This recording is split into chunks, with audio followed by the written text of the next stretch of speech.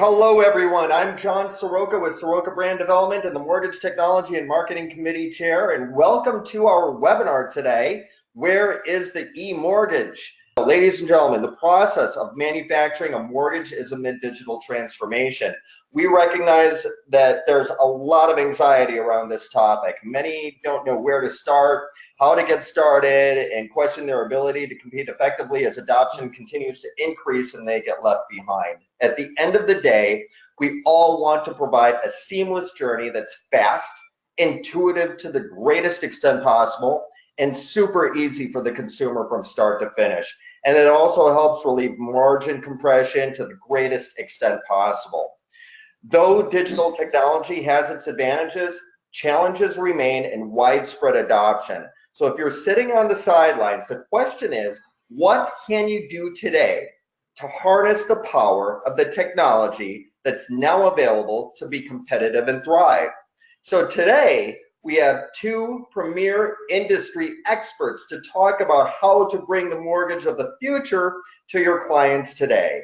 You're going to learn how to evaluate and select digital mortgage technology that meets your needs, streamline pricing and product selection at the point of sale, simplify document management and e-signatures, and make mortgage closing a painless process. So, with us today, I am thrilled to present to you Amy Moses, the Director of Marketing and Media at Merge Corp Holdings, and Dewar Alini, the founder and president of Lender Price. And I'd like to give a special shout out to Charles Warnock of the Content Marketing Factory and the committee co-chair for his hard work in bringing this to fruition as well. By way of some background, this webinar is a production of the Mortgage Technology and Marketing Committee. The committee was formed to support the development and dissemination of new technologies and marketing strategies that the mortgage industry needs to embrace. As we go through this, please submit your questions and I will direct them to the right individual as they come up, or you can wait until the Q&A time at the end. With that, over to you, Amy. Thank you, John, and thank you everyone for joining us today. We are thrilled to have you here to learn about the digital mortgage. So we thought we'd start off with the basics. What is the digital mortgage? So I have a couple of definitions up here for both the digital mortgage and the electronic mortgage or e-mortgage.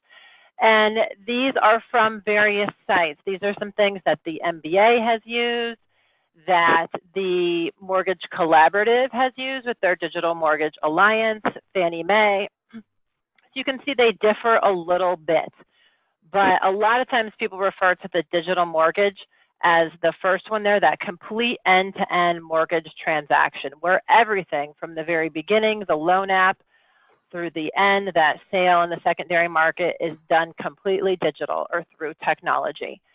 We here at MERS use the term e-mortgage because, as you can see, that refers to electronically signed closing documents prepared with an original e-note that is then registered with the MERS e-registry. So you'll hear both of those terms used today and throughout the industry. So this is one way to think about it. We also have this high-level overview of the process and the participants to share with you, divided into two categories: pre-closing, and Dewar will talk in more depth about the pre-closing aspects, and then the e-closing, which I will talk to you about. So I know some people learn differently, so if you learn by looking at the definitions, that's great. By the process chart or flow, that's great. And then we also have a video to share with you because we think this is a great way to explain to you in a little bit more detail what exactly that digital or e-mortgage is and what benefits it can bring to the borrower before we get into some of the details. So I'll go ahead and share that video, and this is where you can only hear it if you are listening, as John said, through your computer.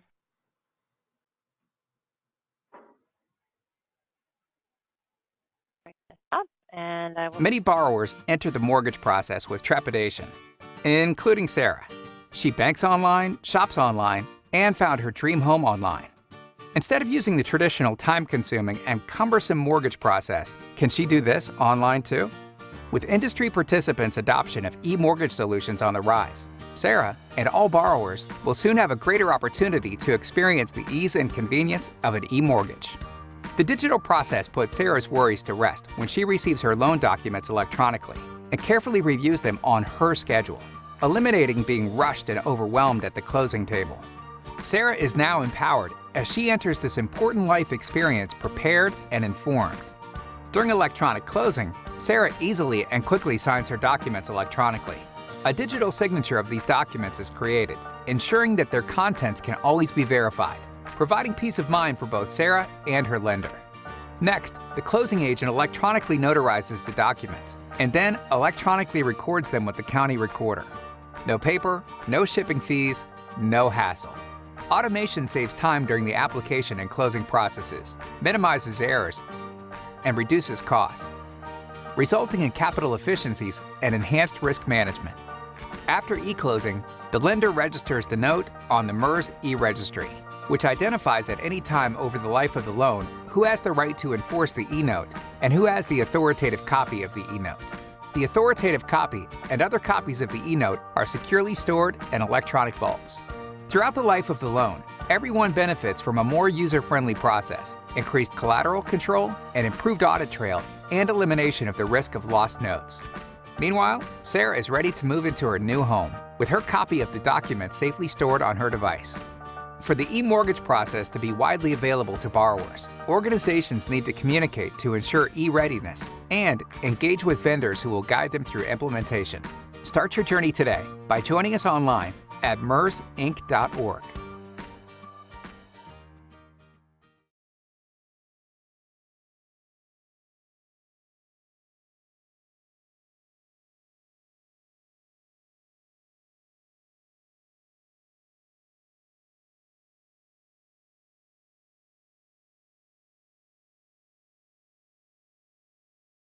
Hello?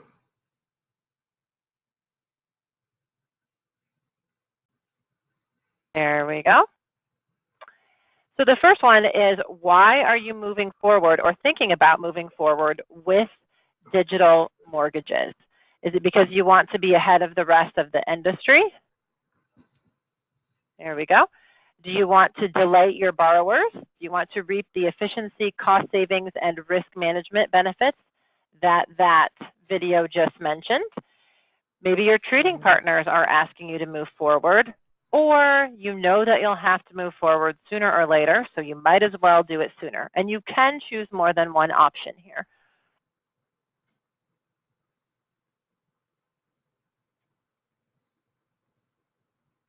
All right, so it's looking pretty close here. Efficiency, cost savings, and risk management seem to be taking the lead, with second place want to be ahead of the rest of the industry. So two very powerful reasons, right? Be more efficient, save money, and then get ahead of those competitors so that you can gain more market share.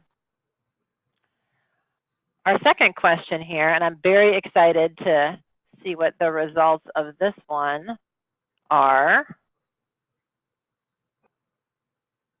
is, where do you think your organization is compared to the competition? Do you think that you're behind the competition, on par with the competition, or ahead of the competition? And we asked this question in June when we held an e-mortgage boot camp, and I was surprised to see that the vast majority of the participants there felt that they were behind the competition, and that was almost what was in first place here as well, because A, you guys are here learning about the digital mortgage, and B, not a lot of people have implemented yet. So even if you feel that you're behind, you're not really behind that many. So it's very timely for you to start moving forward right now. Looks like 43% of you say on par with the competition. Our next question here, where is your organization in the process? Are you in that research mode? Are you already assembling your project team, communicating with your trading partners, re-engineering your processes to move them from paper to digital, or selecting your technology vendors? And you can be in multiple stages, but for this one, I believe you can only choose one answer. And it looks like a lot of you are in the research phase, which makes sense that you are on this webinar. And then a lot of you are also selecting technology vendors, which can be one and the same. One final question here. Which of these issues is holding you back from implementing? And I'm really excited to see the results of this one, as I'm sure Dewar is as well. Is it confusion about the process? You're not really sure how to move forward? You have questions about legal or state requirements, which gets really tricky when you start talking about e-recording and e-notarization, lack of resources. I just had this conversation with somebody the other day. They don't believe the benefits outweigh the work to implement. Or do you have concerns about warehouse lender and investor acceptance? And that one has been very common over the past year, is trying to get more warehouse lenders and investors on board, which is tied right now with questions about legal or state requirements. So we're going to try to give you, over the rest of our time here, a little more information on each of these topics to hopefully help you move forward, or at least give you some resources about how to move forward and move beyond some of these issues that might be holding you back. So thank you for your participation there. And with that, we will turn it over to Dewar to share with you more about the front end of implementing a digital mortgage. Okay, let me see if, are you guys able to see my screen? Yes. Yes, okay. It's not a big screen, right? Because I've got these big white, extra wide screens here on my desk. Correct, it's a small screen. Okay. Okay, great, perfect. Well, thank you for having me. Really happy to be here. I think that one of the things that the industry knows us by is Lender Price, our pricing engine. That's one of the products that we came out first. And then we also have our digital lending product. And it's interesting because we asked those questions, and many of the answers that were part of those questions correlates to why people are choosing a digital mortgage. We heard competitive edge. In order to, consumers are increasingly going digital, and the mortgage loan process is something consumers expect to be digital as well. So in order to provide a solution like that is very important for banks and non-bank lenders. In terms of accuracy, the digital mortgage process is a more accurate way for lenders to record information. So, by digitizing the process and then bringing this high fidelity data that increases the accuracy. It also lessens the potential for human error, such as spelling, address errors, and things like that. One of the other things that we've found through our clients is that they feel that it also frees up time to originate more loans. If you can send out a link to a borrower and have that borrower complete an application, or you can send parts of the digital process for a borrower to complete, that frees up more time for the loan originator to originate more loans. Easy to manage. The loan process, as we know, is complicated. Lenders first pre-qualify borrowers, and then they have them fill out an application and send in documents. The loan then goes through underwriting, processing, closing, loan servicing. Now, when these steps are automated and digital, everything is more efficient, since everything could be stored in a cloud-based software instead of having a variety of companies involved with storing various documents. The digital documents provides better efficiency. The digital process is a much more efficient process than the traditional paper-based systems out there. So it does provide, greater and enhanced efficiencies. Now, does it help in processing mortgages fast? Yes. If you can get your borrowers, and with day one certainty, to digitally verify their income, their assets. On the asset side, you've got Finicity, you've got Yodlee, you've got Plaid, you've got Form Free. On the income side, you've got you have Equifax, the Work Number, all of these digital solutions help speed up the process. And all in all, it makes the whole process simple, at least much simpler for the borrower, and it provides a better borrower experience. So that smooth customer experience is what's ideal and what everyone wants to achieve. And we've heard of this, this whole complaint with borrowers that whenever they get into a traditional loan or mortgage, that the process is not transparent. They really don't know where they stand in the process. So transparency is very high.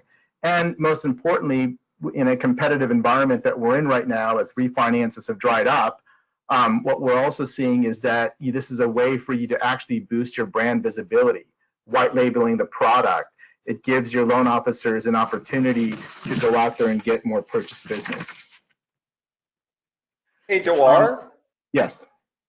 Hey, is it possible for you to make your screen larger? Oh, is it small?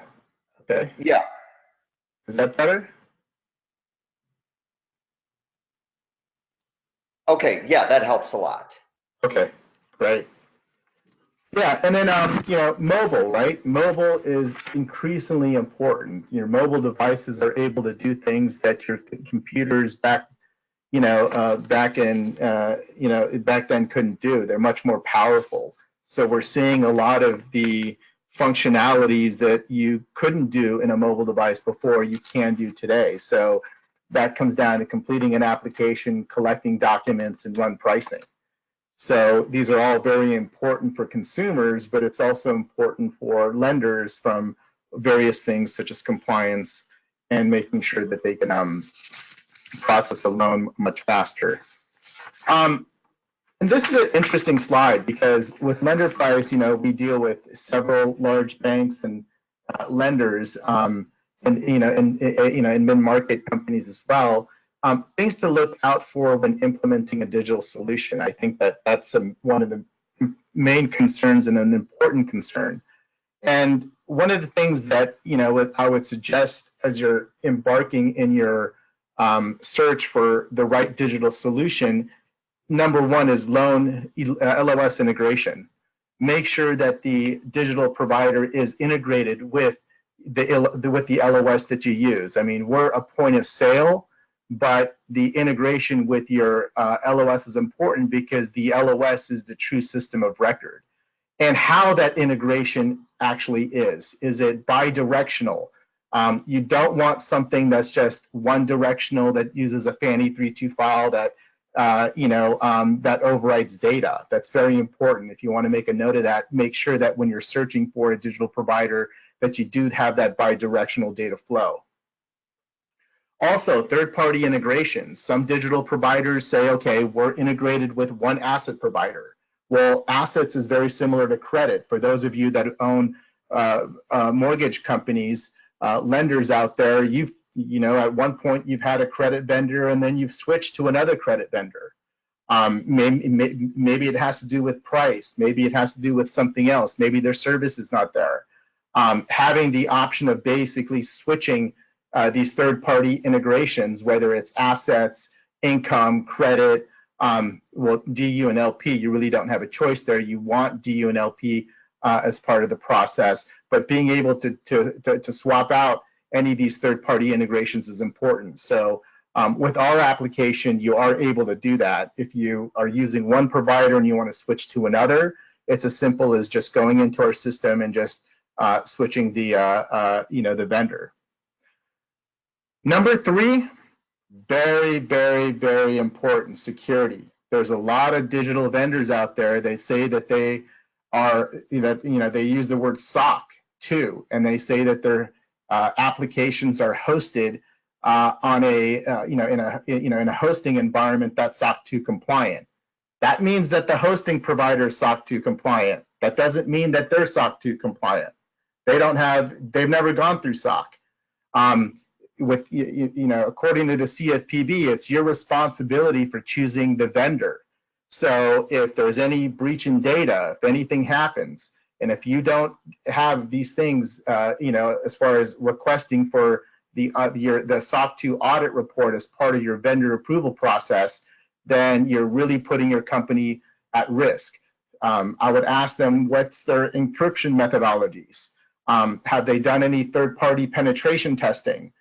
We undergo 2 penetration testings per year. We hire a third party that basically tries to hack into our system, and then they provide this report, and then we provide this reports to our banks, letting them know, and then it's completely transparent, and it shows them what the third party did in terms of trying to hack into the system, and whether or not they were successful, and then if there are any things that are red flags, it would be noted inside that. So these are reports that you can ask your vendor to provide to you in your decision-making process. Performance testing. A lot of these digital solutions out there are multi-tenant systems. What happens if if they grow really large? How are they handling performance? The user experience is tied to performance, so that's really important. Compliance and ADA. I'm sure some of you may have not heard about ADA compliance, but now, because you're offering a solution that's consumer facing, there are lenders out there that are being sued because their websites, and now if you implement the digital solution, is not ADA compliant. You don't want to be stuck in that position where you have to defend yourself because your application or your vendor is not ADA compliant. It took us 1.5 years to get ADA compliance. Number 6, configurability and customization. They're 2 different things. When you ask your client or these digital vendors, say, is your system configurable? Configurable means no code. I could go ahead and change up the application without having them drop an SOW where I have to pay to do some customization. So customization is writing code. Number 7, I would ask them, okay, so you're providing me with this digital application for my borrower to use, but what about the borrower portal, consumer portals? Are those configurable? Do they, does it come with status updates, email, SMS text?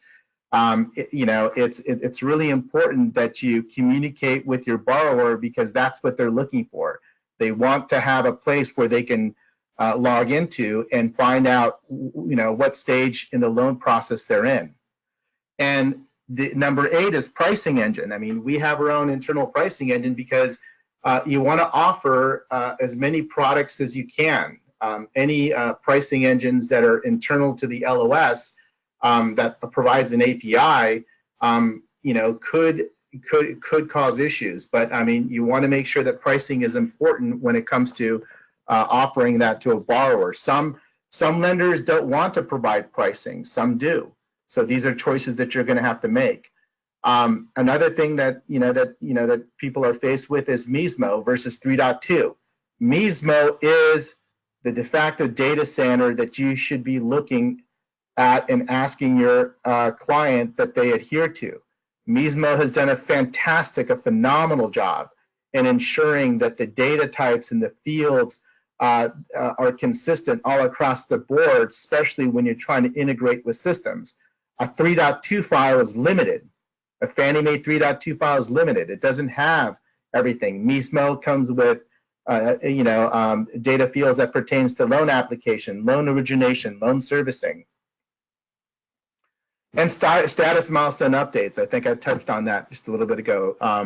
You want to have flexibility there. Some clients are okay with receiving a lot of statuses and SMS text milestone updates. Some say, hey, look, you're sending me too many updates. I get it. Just let me know when just tell me important milestone dates. Don't send me text every single day about certain things that are happening with the loan. I just want to know, high milestones. So a lot of these things have to be configurable when you're choosing your digital solution. Next, very important question. How long can I expect implementation to take? Well, it really depends on the size of the company. The larger the company, the longer it's going to take. Why? Because you have to integrate with internal banking systems if you're a large bank. There is, depending on the functionality in what you want your loan originators to have access to, or what you want your borrowers to have access to, matters, because the more integrations, the more functionality, the more things where, let's say if you want the POS vendor to integrate with your with your CRM, let's say it's Salesforce, all of these things increase the time that it takes to implement. Single sign-on is another important thing that we see come up all the time. When they're logging into a system, whether it's an LOS, if it's an internal company user, you don't want to have them. You don't want them to enter credentials again. And then that flows right into security, InfoSec, multi-factor authentication, really important in today's world in terms of securing your data. I touched on bi-directional data sync. Don't go one directional, go bi-directional. It's very important. You want data to be, you want the borrower to be updated, and you want your MCs, your loan officers, to be updated. One directional is no different than just taking a web app and sending it to the LOS. If you're going to do that, build your own. Just build a simple web application, a web form. Configurable workflows. One of the reasons why the clients that have chosen us is that our workflows are completely configurable, which means that you don't have to write a single line of code. You can have an application, you can have a lead application, you could have a long app, you can have a short app. These are important because if you're going to do business online, you want to have the appropriate applications that matches what you intend to do, whether it's capturing leads, which you probably don't want to have a lot of fields, or taking a full application. Marketing, tagging systems, right? This is a huge investment for you. You want to be able to tag these tagging systems. There's Telium, there's Adobe tagging. Some of you have heard of Google tagging. You want to, you want the analytics to see, where a borrower drops off. Is it because of the fact that you're asking too many questions? Is it how you're asking those questions? These are all important, and you're not going to know that unless you have a tagging system that's implemented. This next piece is really important. You can't just rely on the point of sale vendor to provide you with resources. You need resources on your end. So you need to have enough resources to ensure that the project is successful. And testing. Once you have the system built, once you have it ready to go, you're going to undergo a series of testing, because the testing is going to bring up a lot of things that you may not have caught during the build out phase. So enough time to test the solution out, so that way by the time you roll it out, it becomes a delightful experience, not only for your loan officers and your company users, but also for your borrowers as well. And to sum it up, this is basically what I kind of went through. You were digitizing the loan process, the digital loan application, asset verification, income verification, credit reports already there, configurable workflows, pricing engine. I think you could read the rest, but these are all important parts of a successful digital mortgage solution. That's it. All right, thank you, Dwar. Well, back over to you, Amy. Thanks, John, and thanks, Jawar. Well, why is this a timely topic? Jawar gave you some of that information, but I just wanted to share a little bit about what we've been hearing from the industry at MERS and our client meetings. The first thing there is shifting priorities. A lot of companies are shifting their resources from the regulatory and compliance efforts that they have been focused on over the past couple of years, and now turning those resources towards exploring the digital mortgage. So that's one thing that's causing a shift from paper to digital. Another is some of the industry-wide changes. There are a couple of announcements that I'll get into a little bit later from Ginnie Mae and others regarding their anticipated acceptance of eNotes. So that is also causing the tide to turn. The third item there, trading partners. You can't implement a digital mortgage in a silo. You have to ensure that your trading partners are on board. You need to have that open dialogue and communication with each other. And the answers to one of the poll questions earlier was about warehouse lenders and investors not being on board. But that is definitely changing, especially with the warehouse lenders. A lot more are implementing. And then the desire of lenders to be a leader in their community, a leader in the region, and even a leader in the country. If you want to be a leader, the time is now to get on board. And that's what I've been hearing in a lot of conversations that we have been having. And I'm sure the goal of most everyone on this call, if your customer is the borrower, is to delight the borrower. And we have a quote there from Jane Borby, who says that anticipating that this new technology, the digital mortgage, will provide benefits to closing agents and borrowers in the near term. So she's also addressing the needs and concerns of the settlement agents, which is very important to consider everybody in the ecosystem and who you'll need to communicate with. And why did Homestead sign up for an eVault and decide to move forward with implementing the digital mortgage? It is simply to delight the borrowers. And one of the very first conversations we had with Jane, she said that she wants Homestead to be known as a leader. And again, we keep hearing that. It's a constant theme in our calls with members. And why do you want to delight the borrowers? Well, we've all heard these pain points, right? Borrowers complaining there's not enough time to review their documents. They feel rushed at the closing table. They feel overwhelmed by the stack of complex paper like Sarah did in the video and like this image shows. They find errors in the process, or excuse me, in the documents, and they get frustrated. It takes more time. And of course, they complain about the process of getting a mortgage being antiquated compared to every other thing that they do in their life. So how can we solve for these? Well, of course, the answer is transition to a digital mortgage. And the CFPB conducted a study in 2015 comparing traditional paper closings with e-closings. And these were three of the main findings. They found that there was better consumer understanding, a 7% positive difference in perceived understanding of the process and the terminology with e-closing compared to paper docs.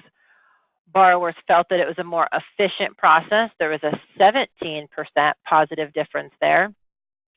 And the borrower had a greater feeling of empowerment, of 15% positive difference. And so that's why we worked all of those themes into that video you watched earlier, because these were actual findings from the study.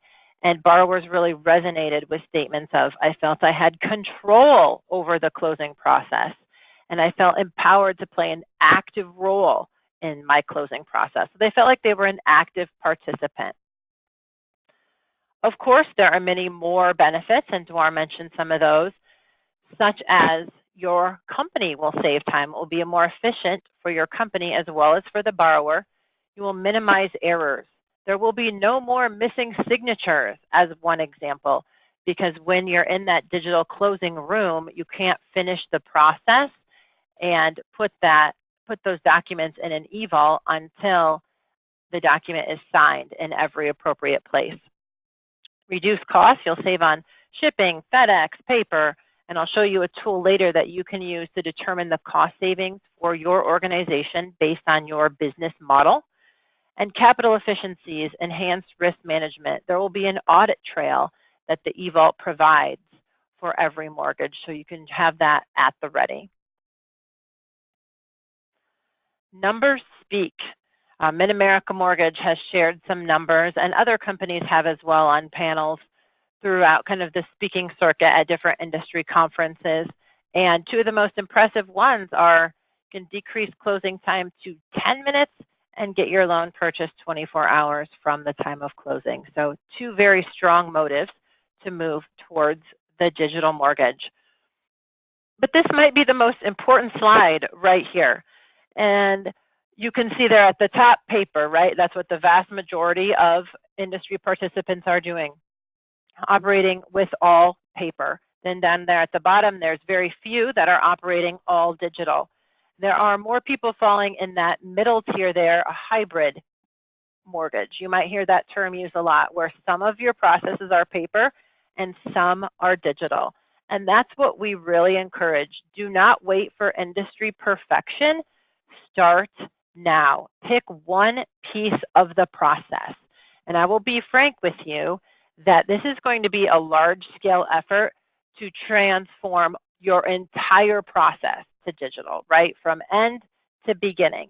So I recommend starting somewhere. Maybe start on that front end, some of the things Jawar talked about, or select one piece of the back end. But it will be a lot easier for you to manage if you pick one piece to go digital with first. One of those pieces that you could select is the e-note. Why the e-note? Well, this top dart here shows you that it is borrower facing. There will be an immediate positive impact to the borrower, which I know is important to you. But this first dart here is really important. It's enforceable in all 50 states. There are no legal restrictions.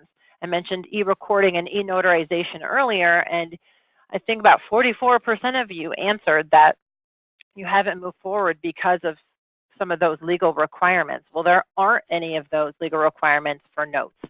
And you don't have to worry about the notarization because the note is not a notarized document. So that makes it easy to move forward regardless of where your business is located or where the borrower is located. And speaking of the note, let's take a high-level look at the process. So the e-note is created automatically, generated if you have a good e-closing system. And then the borrower meets with the settlement agent. And for a lot of different e-closing systems, the settlement agent doesn't need any special training or any special hardware or software. They just need a transaction-specific code. So something to kind of keep in mind when you are talking with different technology vendors is what type of training will the settlement agent need. And then the borrower and the settlement agent sign that e-note or the other documents. We're just using the e-note as an example in that digital closing portal. And the e-note is stored and managed in the e-vault. So it's immediately in that e-vault. Another benefit there is no missing notes, no risk of missing notes or missing documents because it's automatically put in that e-vault. And then from the e-vault, it's registered on the MERS e-registry and then delivered and transferred to trading partners. So a very important point there is that all e-notes are registered on the MERS e-registry. And I'm going to show you some numbers here in a minute. And so that's why that point is so important. All of them will be on the MERS e-registry.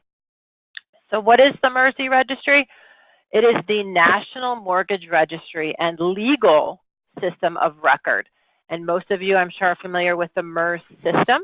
Well, the MERS e-registry is a separate system, so loans would still need to be registered on the MERS system.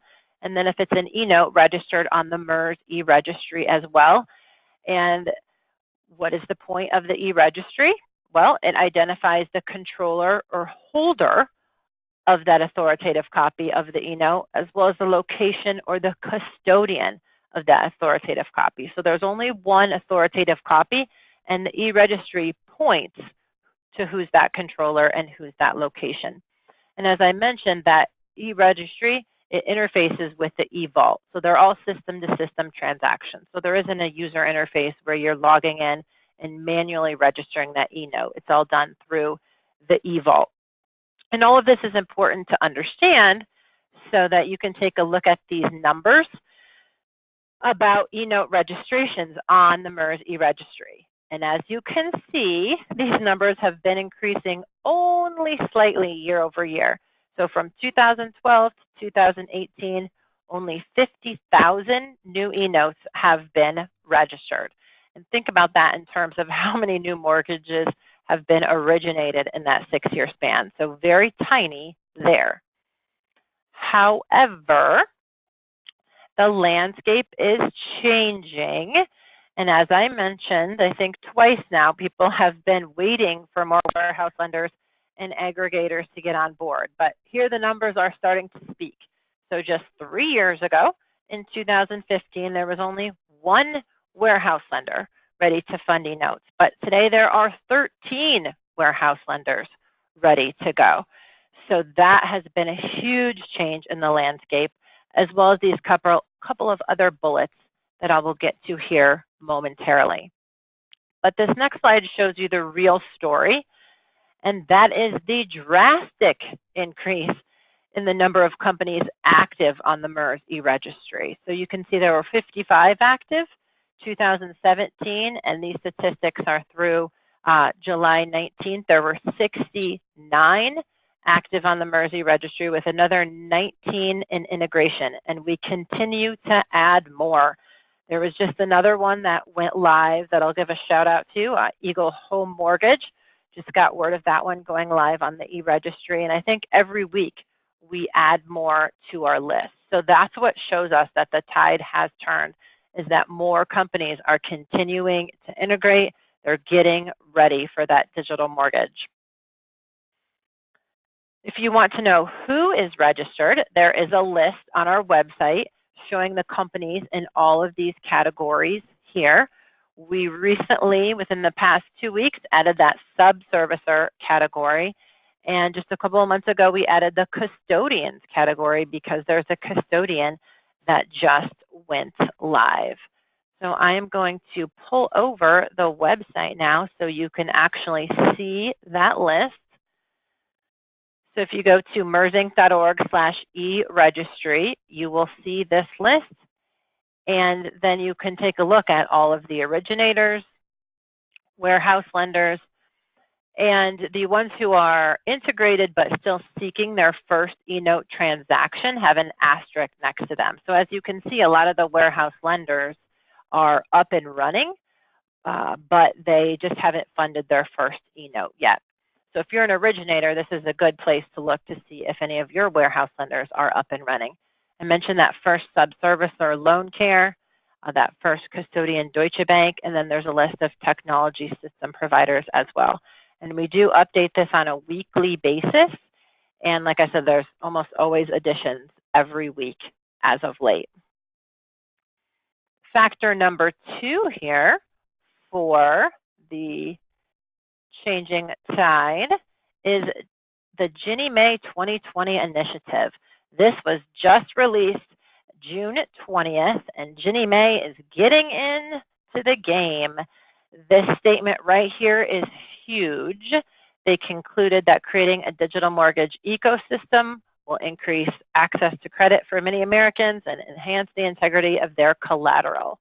So that is what a lot of people have been waiting for. They've said to us, we'd love to start, but we can't because we don't sell to Fannie and Freddie. We have FHA and VA loans. So there we go. Ginnie Mae has a plan in place.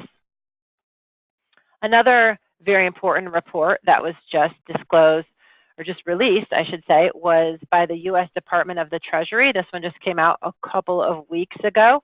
They also recommended that Ginnie Mae get on board along with the Federal Home Loan Banks. And the Federal Home Loan Banks are taking many steps to get on board with e-notes as well. We've been working very closely with them. So if you'd like to read either of those reports, you can go to our website at the URL listed there and download them. But those were 2 big boosts for the digital mortgage ecosystem. North Carolina, they did their first full e-closing in 2017, and they're now sharing what they learned with others. This is a very comprehensive guide. I read through several of the drafts, and we will put that on our website too as soon as it is available. But this is extremely helpful for other states as they prepare to go live with digital mortgages. So as you can tell, the momentum has shifted. It's kind of like a football game. So the first half scoring goes towards paper, but after some halftime adjustments, the momentum is swinging to E. So what I didn't mention before is that the MERS registry was up and running in 2004. So we've been waiting 14 years for this halftime momentum to swing towards digital, and we feel that is finally happening as evidenced by a lot of the things that I just shared with you.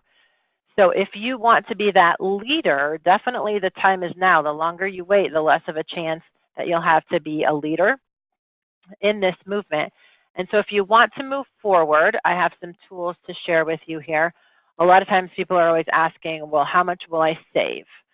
Or how much will this cost me? Where do I find those cost savings? So one tool that I recommend is the Fannie Mae eMortgage Calculator. You can plug in numbers specific to your organization to determine your cost savings. And there's two different models, one if you're using a warehouse lender or one if you're self-funding. The second question that people always bring up is, well, our legal team is resisting. They want to know, for example, for e-notes, are they viable and enforceable? Or what are all those e-notarization rules or findings, or where do states fall? Well, one place to go to for answers about e-notes is there's a white paper on our website that talks about how the courts have embraced e-notes, and there are 3 separate cases they cite in there. And we also have some resources from the MBA on our website specific to e-notarization, where you can read more about which states have adopted that. How do you become ready? Well, specific to the back end, we have this chart for you to refer to based on your line of business and what you need to do. And another tool we created for you to walk away with is, members are constantly asking how to move forward. We've had a lot of people say, I want to present this idea to my C-suite or to my board. And so we recommend you go through these various steps, put some details to them, put a plan in place, and then you can help champion that effort in your organization. And I know this was a lot of information very quickly, but obviously we've just scratched the surface today. I could talk for hours on this topic and get a lot more technical on this, but the good news is there are a lot of resources, and there's this link you can go to get the video we shared, the white paper, some of the other reports that I mentioned. And I also want to tell you, if you do want to hold days worth of information about this topic, we just announced that we are holding an eMortgage boot camp in Irvine, California on November 15th. So it will be an entire day of learning devoted just to this topic. So if you would like to learn more, we encourage you to attend that. We do have this website here with more information about it, and we'll be opening registration the end of August for that. So just here, the end of next week, we have a lot of different experts on there: Fannie Mae, the MBA, Ginnie Mae, Land Home, the Federal Home Loan Banks, BAML, AmeriHome. So a lot of panelists from companies who have implemented or who are still in the process of implementing that you can learn from. So that's one resource I wanted you all to be aware of. And with that, we'll hand it back over to John for Q&A. Thank you, Amy, and thank you, Dewar. Very powerful presentation today. Pretty clear where things are headed and the impact on the borrower experience and therefore your brand and growth opportunities. So, don't get left behind. Start slow and start somewhere, like Amy said, and it helps you stand out in your market. So I'd like to now turn this over to our audience for any questions you have. And I see one coming in here. How can lenders help their trading partners adopt a digital mortgage? Either one of you want to answer that? Sure, I would just say start the communication early. When we meet with a lot of originators, we ask, well, who's your warehouse lender? And they'll, name off 2, 3, 4 warehouse lenders, and they have no idea if their warehouse lenders are anywhere starting down this road to implementation. Same thing with investors. They just say, oh, they're not buying e-notes. But I would say put the pressure on them. I mean, we can only preach this message so much, right, and say this is the wave of the future. But when their trading partners, when you say as the originator, start telling your warehouse lender and your investor that you need them to move forward, that's when the movement happens. So I'd say start the communication early and have it often, and let them know that this is an expectation you have of them. Great, thank you, Amy. All right. Another question over here. Are prospects and customers still focused on compliance and risk issues, or have they turned the corner to focus on borrower experience?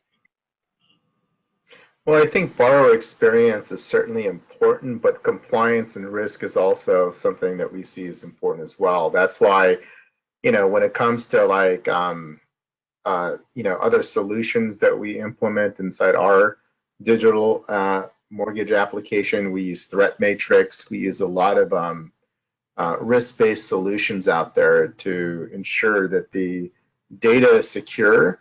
But from a compliance perspective, we also rely on a lot of our doc vendors, DocuTac, IDS, DocMagic, there's several others, to ensure that when it comes to, the initial disclosures and how those initial disclosures are derived, are done accordingly in a compliant way. Mm-hmm.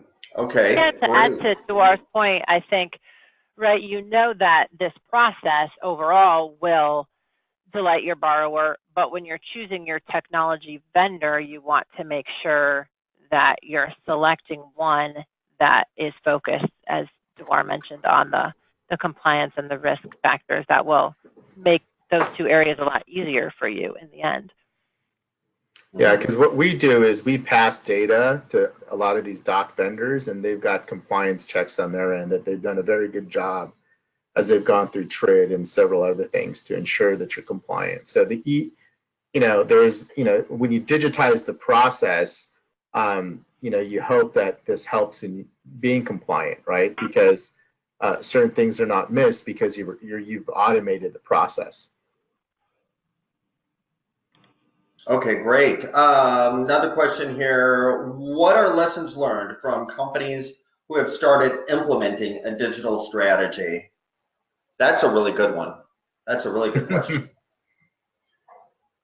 Well, the first thing I would say is plan for this to take a lot of time. And I know Duar said this earlier, but the panelists we had at our eMortgage boot camp was from BAML, and somebody asked her what the most difficult thing was, and she said that we are Bank of America Merrill Lynch, and everybody laughed, and she said that is the truth, right? It took a long time to get the approval process done, and then once it's approved, time to implement. So, if you're starting now, think of what that might mean for when you're actually going live.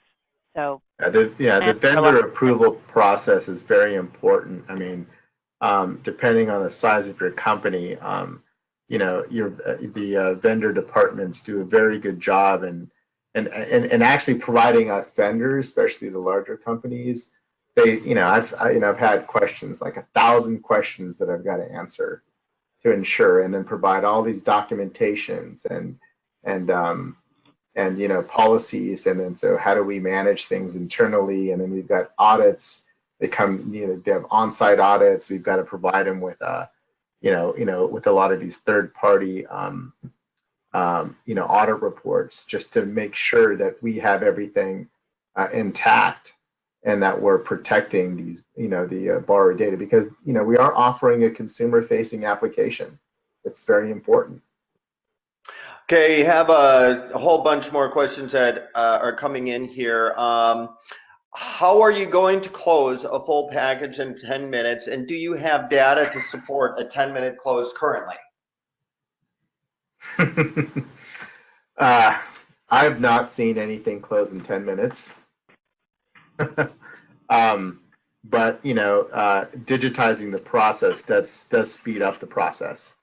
I think that there's this perception out there that you can close something or you can capture something in 10 minutes, and the only way that you can kind of speed that up and make it minutes versus hours is if you had a lot of the data that's pre-populated. So basically, connecting to data sources that allows you to go ahead and pre-populate the information and having a borrower confirm that the data is correct. But we're not there yet. I mean, 10-minute closings I've never heard of. And if anybody says they can do that, they're not being truthful. Okay, another question here. What is the best way to get the title companies engaged to adopt?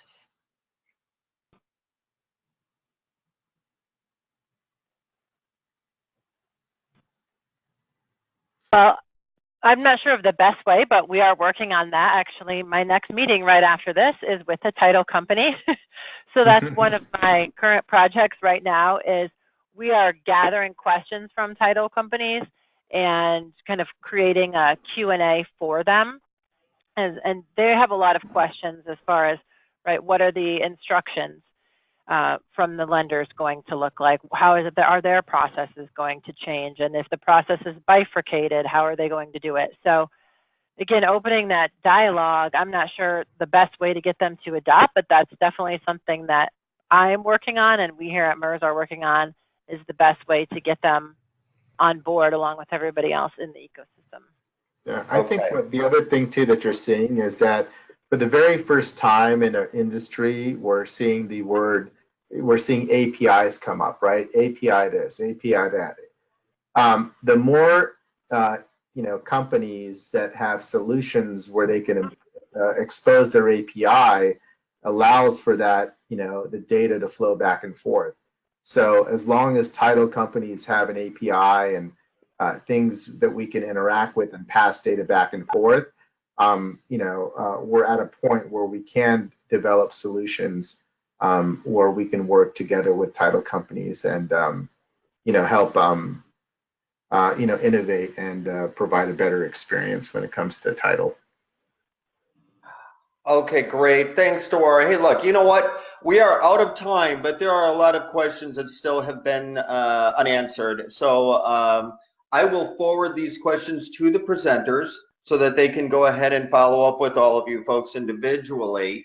And I think that's probably the best way to handle it. And I just want to thank you, everybody, for joining us today. We know you have a lot of options for different webinars that you can log into. There's a lot in the industry, and we thank you for joining us. We want to make sure that we do our best to deliver quality content. So I have a favor to ask of all of you.